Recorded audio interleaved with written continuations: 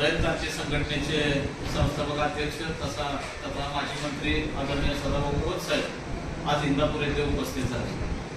खरं तर बघितलं की महाराष्ट्रात तुम्ही 8-9 पासूनचा 13-14 पर्यंतचा जर 5 वर्षाचा कालखंड बघितला तर या राज्यात ऊस उत्पादक शेतकऱ्यांवर कारखानदारांनी केलेला अन्याय तो दूर करण्यासाठी तत्कालीन सगळ्या शेतकरी चळवळीतील नेत्यांना बरोबर घेऊन या महाराष्ट्रावर पश्चिम महाराष्ट्रात जेणेकरून जास्तीत जास्त ऊसाचे आंदोलन झाले आणि सगळ्या शेतकऱ्यांना ऊस उत्पादक शेतकऱ्यांना कारखानदारांकडून दर कसा जास्तीत जास्त मिळवून द्यायचा त्यासाठी ही सगळी मंडळी अहोरात्र झटत होती।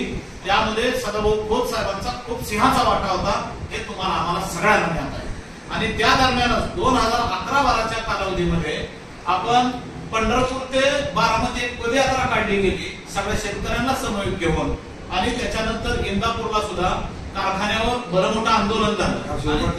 सहकार मंत्री तत्कालीन सहकार मंत्री हर्षवर्धन पाटील साहेबांच्या कारखान्यासमोर खूप मोठं महाराष्ट्रातलं एक शेतकरी आंदोलन झालं आणि त्या दरम्यान ते आंदोलन तत्कालीन गव्हर्नमेंटने तत्कालीन सरकारने चिरडण्याचा प्रयत्न केला आणि त्यावेळेस सदाभाऊ असतील किंवा माजी खासदार राजू शेट्टी साहेब असतील या 2 शेतकरी नेत्यांना त्यावेळेस इंदापुरामध्ये मला वाटतं अटक झाली आणि त्या अनुषंगाने तिथून आज 12 ते 14 पर्यंतचा कालखंड जर बघितला तर या दोन्ही शेतकरी नेत्यांना कायमस्वरूपी कोर्टाच्या खेटे घालावं लागतात। आजही कोर्टाच्या तारखेसाठी आज बहु स्वतः इथं आले नाही।